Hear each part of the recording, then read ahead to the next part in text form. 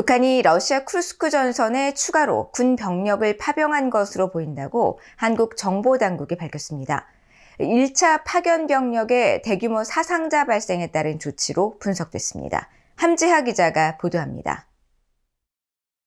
한국 국가정보원은 27일 언론에 배포한 공지를 통해 북한이 러시아군을 지원하기 위해 일부 추가 파병을 한 것으로 보인다고 밝혔습니다. 이어 정확한 북한 추가 파병 규모는 계속 파악 중이며 북한군이 약 한 달간 소강 국면을 지나고 2월 첫 주부터 쿠르스크 전선에 다시 투입됐다고 설명했습니다. 추가 북한군 파병 규모는 1,000명 이상인 것으로 추정됐습니다.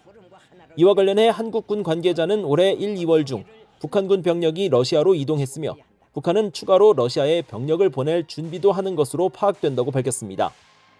전문가들은 지난해 북한은 11,000명에서 12,000명 규모의 병력을 파견했지만 올해 1월까지 약 4천여 명이 부상 또는 사망한 것으로 전해졌다면서 병력 재편과 군사 교리에 따른 추가 파병으로 분석했습니다.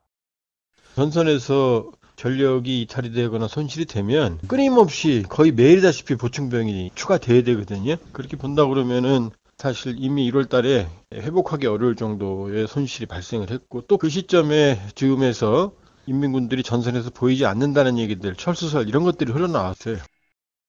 또 1차 파병 병력의 막대한 손실에도 불구하고 추가 파병이 이루어진 것은 러시아의 반대급부가 북한 정권의 입장에서는 큰 이득이 된다는 판단에 따른 것으로 분석됐습니다. 우크라이나 전쟁에서 최대 이익을 확보해야 되는 북한 입장에서는요. 정전협정의 진행 여부와 상관없이 실제 정전이 될 때까지 최대한 많은 병력을 보내서 러시아 승리에 기여하고 그에 대한 대가를 얻으려고 할 겁니다. 통일연구원의 홍민 선임연구원은 특수전 보병 병력에 집중됐던 1차 때와는 달리 이번 추가 파병에는 정찰과 전자기전, 기계화 포병 부대 등 여러 분야의 병력들이 포함됐을 수 있다면서 사상자 다수 발생에 따른 보충의 의미를 넘어 현대전 경험 습득 차원에서 계획됐던 것으로 보인다고 분석했습니다.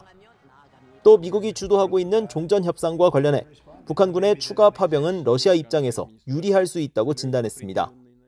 북한이 추가 파병을 해서 지금 전세를 어느 정도만 유지만 해줘도 훨씬 더 유리한 국면에서 협상을 할 수가 있거든요. 러시아하고 북한 입장에서는 추가 파병이 전혀 손실이 아니에요.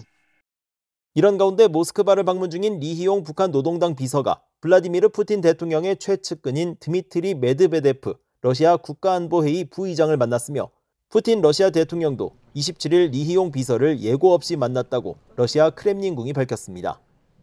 BOE 뉴스 함지아입니다.